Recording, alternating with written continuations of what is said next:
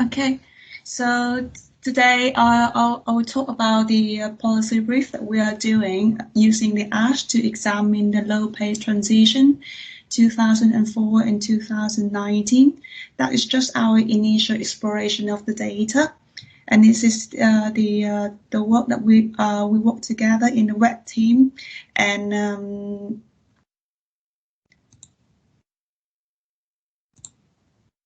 next, so I will give you some background about some general background. So LBC basically relying on the ASHE and NES to assess the impact of national minimum wage on the wage distribution.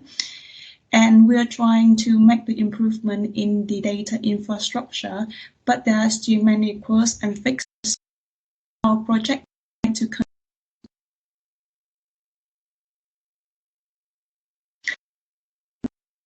wage and national living wage by constructing the a consistent ASHE and NES wage spine and cleaning, do the quality assurance and matching the census 2011 with the ASHE to provide more information. And we're using that data to present the trend in the low pay incident and transition and the duration in the low pay. So what this presentation is about the initial exploration of the ASHE for 2004 and 2019. And we could expect to go further back as we can with the new version. And then what did we do? We did the data checking and constructing the pay variable. What the pay variable here is we meant by hourly pay and how we derive it and how the missingness of that variable and how we identify the job are being at low pay or not. So that is the rounding method we will mention later. And then about how we identify that a main job or other job, because as you know that in ASHE, there one person with many jobs.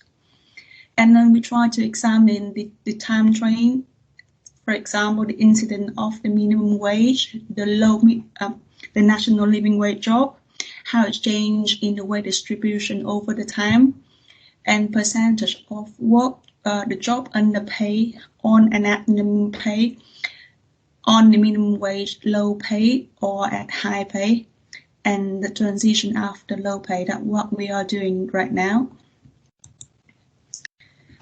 So, it's about the constructing the hourly pay. So just a quick recap about the hourly pay. So this is defined by the gross pay in the reference period, exclude the overtime, our shift premium, but included the bonuses of commission paid in the reference period divided by hours, excluding the overtime in the pay period. And then we derive it by two ways. So that is the top down, whereby we subtract the overtime and the shift premium payment from the gross pay. And the second method is the bottom up, whereby we adding together all the relevant components, and we glad that all approaches lead to the same result. And how the missing matter, we will come back later with it. So here's the summary statistic of the nominal hourly pay that we did. So over the period, the nominal median hourly earning among the elders have risen from £9.11 to £13.33. That is a rise of 31%. And over the same period, the earning at the lower quantile and the upper quantile rose similarly percentages, roughly around 50% more or less. And the elder minimum wage has risen from 4%, from £4.50 in 2004 to £8.21 in 2019. That is a rise of 82%. And in 2004, there was equivalent of 49% of the elder minimum earning rising to 55.1% in 2005, and then 59.8% in 2019. So it should note that this hourly earning measure does not perfectly capture whether someone is paid the minimum wage or not, because it's the main issue is depend on the survey timing that we will mention in later.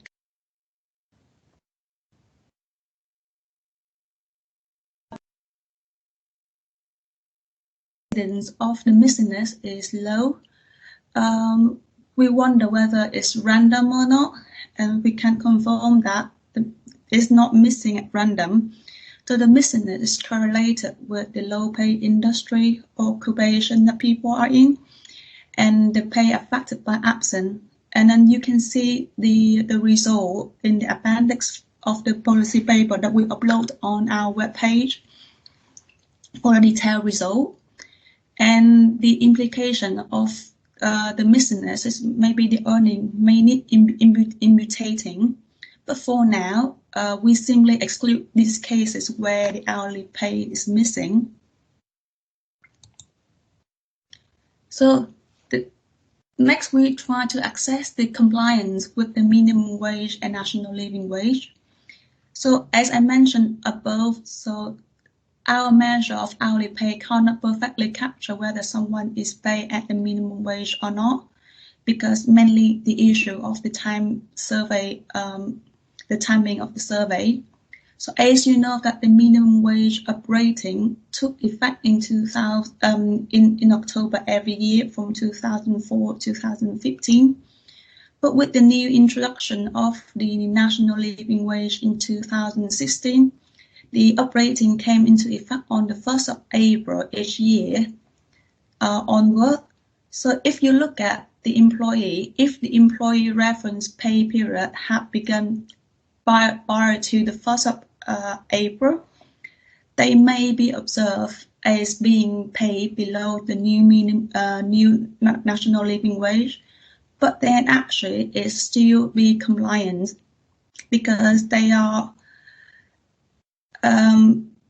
because they take the previous applicable minimum wage rate, so that we have to adjust the correct minimum wage or national living wage that should apply to each people, and this depends on their reference pay period. The third one we cover is about the routing method. To identify the underpayment, the low pay commission does the routing up to 5p.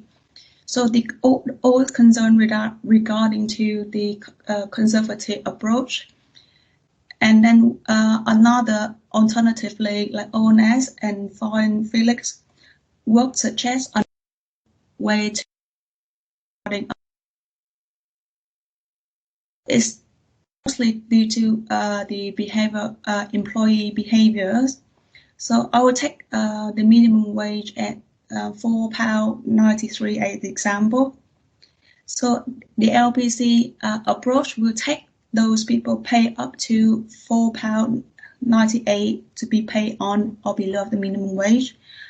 But whereas Felix method will take those pay up to £5 to be paid on or below the minimum wage.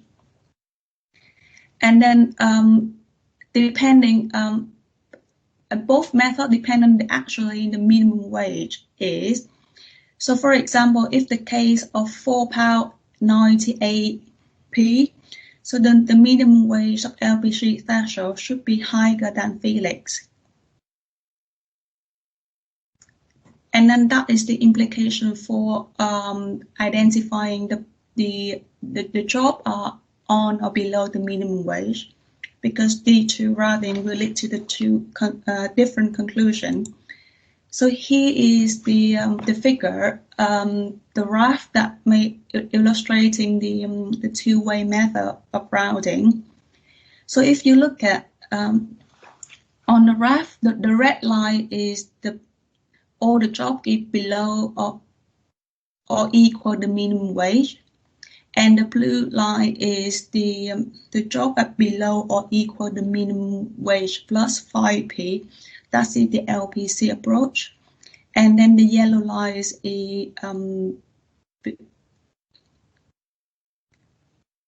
adopt the Phan and Ritchie practice of rounding up to the nearest 10p. So you can see that some of that may be different. It's depending on the actual minimum wage is.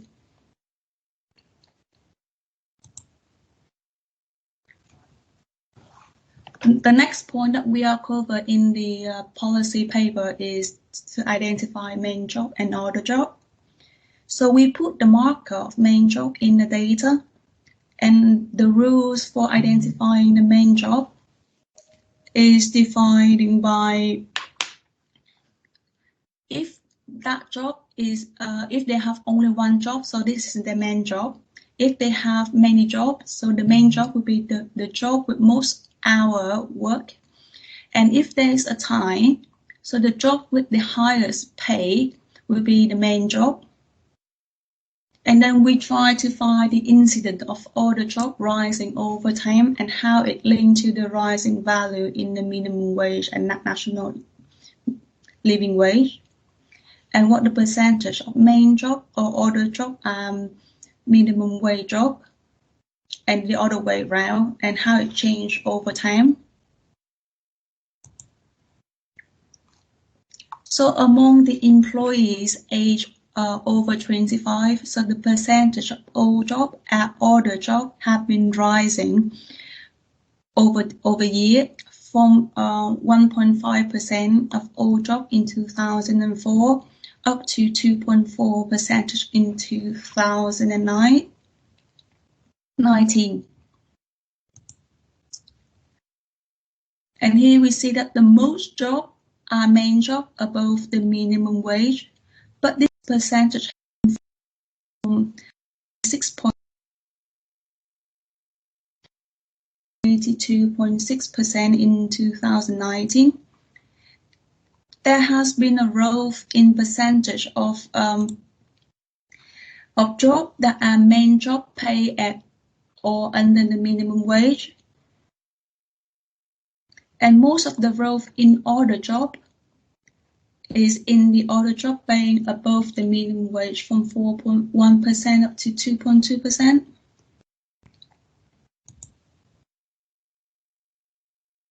The next point, we look at the wage distribution. So here is the wage distribution in 3 years.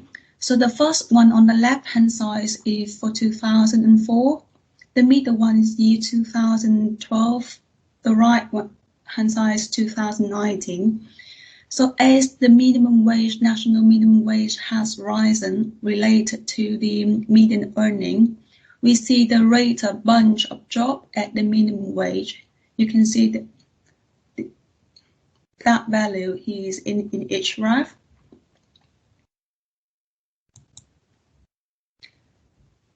Last thing that we did is try to put the category variable to capture the wage distribution relative to the national minimum wage. So the job status over time, we have 4 classifications. The first one is underpay, and those who are at the minimum wage, and those are above the minimum wage but still lower than low pay. So we take the threshold is 2/3 of the median hourly wage. And the last one is the high pay, that's those who are over the 2/3 median hourly wage. And here is the graph of job underpay at minimum wage, low pay and high pay. So that shows all the jobs for those who are age 25 plus age group, and then percentage of low pay job, those above the minimum wage but below 2/3 of median have been switched. So back in 2004, they are constituted 15% of the old job, but virtually disappeared by 2019. The percentage of high pay job rose from 33% to 93%. is around 10 percentage point. So this line is the jump in the previous graph. So you see that percentage of jobs above the minimum wage but below 2/3 millions have fallen dramatically. And then percentage of minimum wage job rises nearly threefold to 4.3%.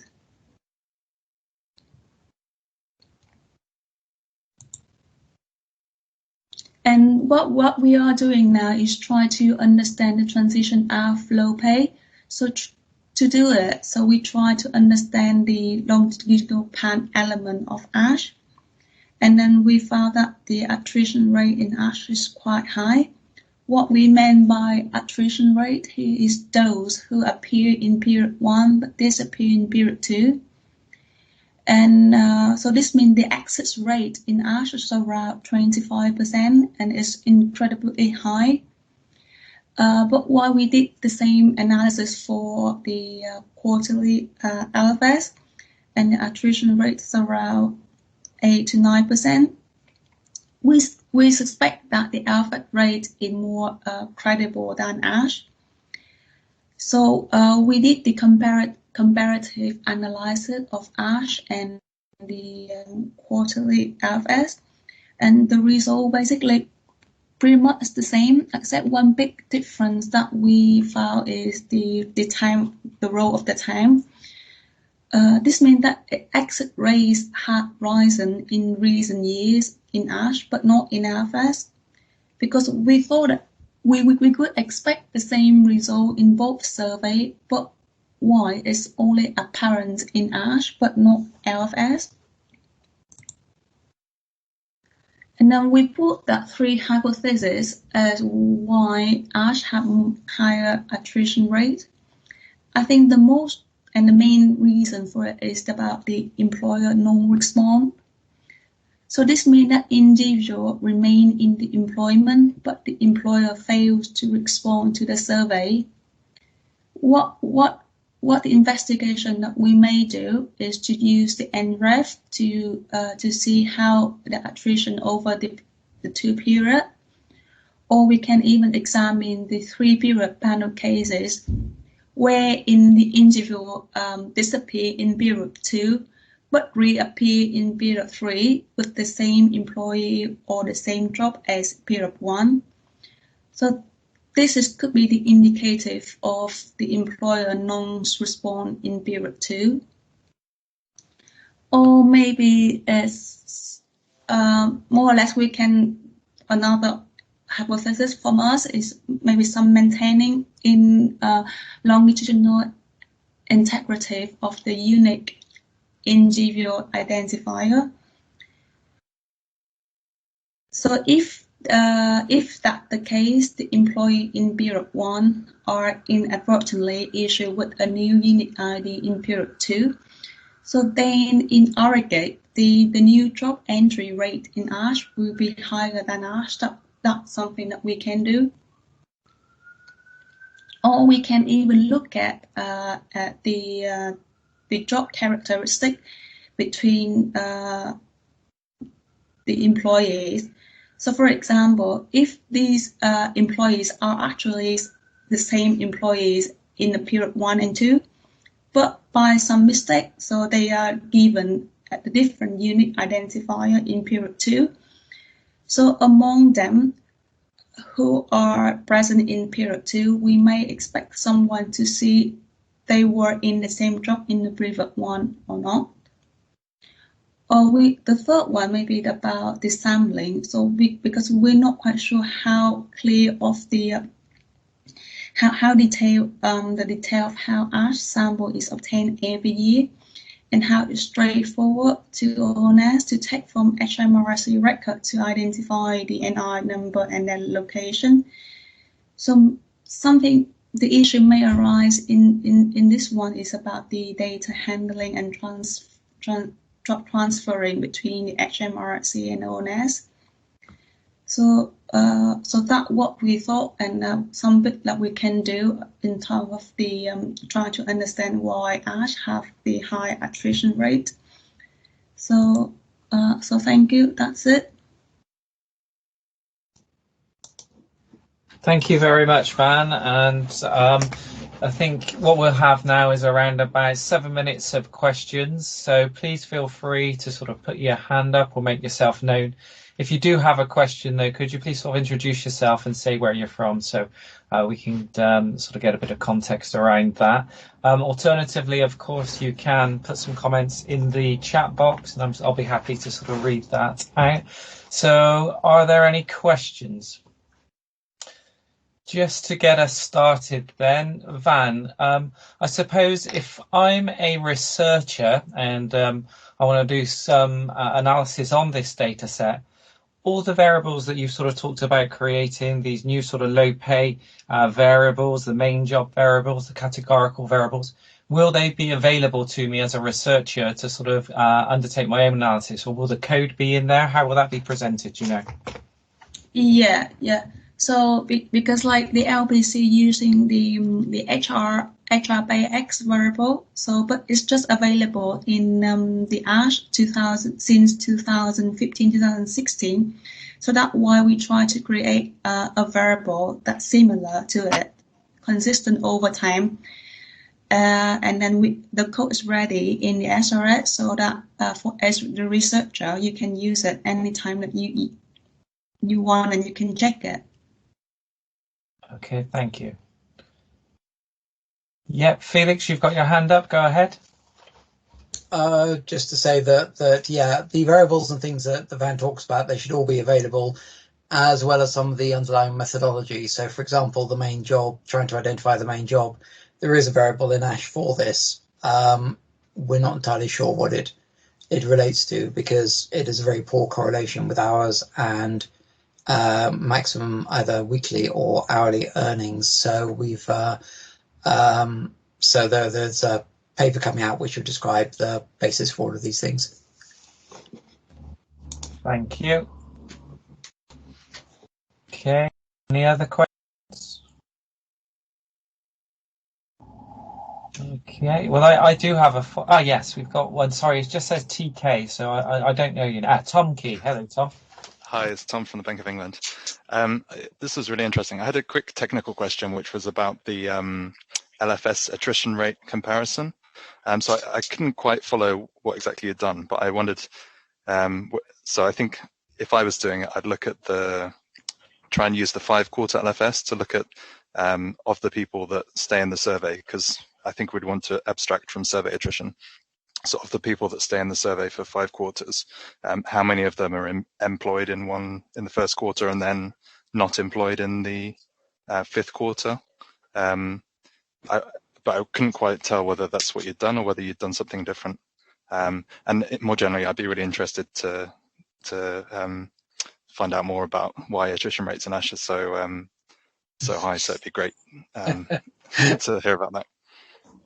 Yeah, as you say that I did the same with the LFS. So like we try to look at the person who appear in the first quarter of LFS, and how they are be in the 5th quarter of LFS. Okay. And then we still try to understand why ASHE have the high attrition rate.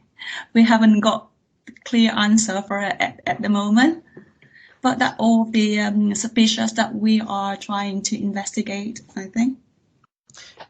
It's possible that there might be artificially high in the LFS, because we know that there are a relatively small number of participants in the longitudinal LFS, and so they might be more engaged and more stable. But even so, other evidence about us, when you ask people how long they've been in their job, suggests that the ASHE rates are too high. So we share your enthusiasm, Tom, for understanding where these rates come from. So we've changed our emphasis to try and refocus a little, because it's something we felt we weren't fully aware of, and so we're now concentrating much more on this, because this is quite essential to all of the wage progression stuff. Okay, thanks, Yeah, Tom's happy with that, I think. I see in the comments. Any other questions or comments? Okay, I've just got one more then before we wrap up. If you can go to slide 18, Dan. Yeah. Okay, so what this sort of says to us is, I think that there's potentially a good news story here in that people being paid sort of low wages or below is sort of shrinking as a proportion, more people being paid higher wages. I wonder whether that is an actual effect, because obviously this is a relative measure, because I think it's sort of 60%, is it, above the median? So could this be due to the fact that overall incomes are falling? So this potential good news story, is it potentially not quite that simple? No, I think because it's relative to the national minimum wage and the national living wage. Because as you know that the LPC trying to increase the minimum wage, national living wage over years, try to make our life better. So that's why you can see that that's strong in the low paid one. So now more proportion of the job are at the minimum wage over the time, as you see, because the relatively increase of the minimum wage or national living wage. Okay, thank you very much. We've got 1 minute left, so time for, we've got a MK. Sorry, Hi, Maria Comenta, Queen Mary University. I was just wondering, does this attrition apply across the wage distribution, or does it disproportionately affect certain quantiles of the distribution? So the attrition rate in ASHE that we're doing is we try to in any year. So we if that person appear in the first period, and how it appear or disappear in the next period. So it's like year by year. I think the question though was about what have we done to look at the factors that underlie the attrition. So, for example, are people in high-paying stationary jobs equally likely to disappear and come back again? And the answer to that is that Phan and John and Lucy have done a number of regression analyses trying to uncover the factors. What we haven't done is we haven't looked at this on a segmented basis. Yes, thank you. So I'm sure we will. Okay, so we are out of time now. So thank you very much for coming today. And if you do have any questions, please feel free to send them through by email, and we will get back to you on that. Just before we go, I'm just checking the comments section. Obviously, when the LPC meets its 2/3 target by 224, inside 18, there will be on one in the low pay category. Okay, so we'll answer to any comments as we get back. So thank you very much for coming today, and hopefully we'll see you at our next seminar. All right, thank you. Bye-bye. Bye. Bye. Bye.